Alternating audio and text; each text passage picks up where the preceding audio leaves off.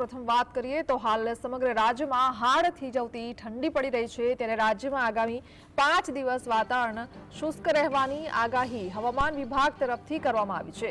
તેમજ કોઈ પણ જિલ્લામાં કોલ્ડ વેવની શક્યતાઓ નથી।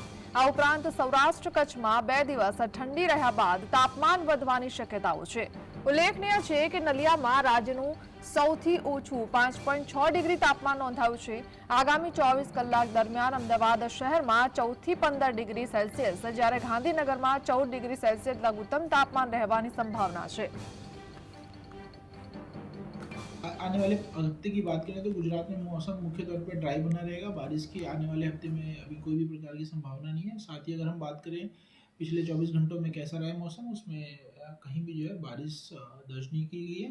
साथ ही अगर हम बात करें तापमान की, उसमें सबसे न्यूनतम तापमान नलिया में 5.6 डिग्री सेल्सियस दर्ज किया गया है।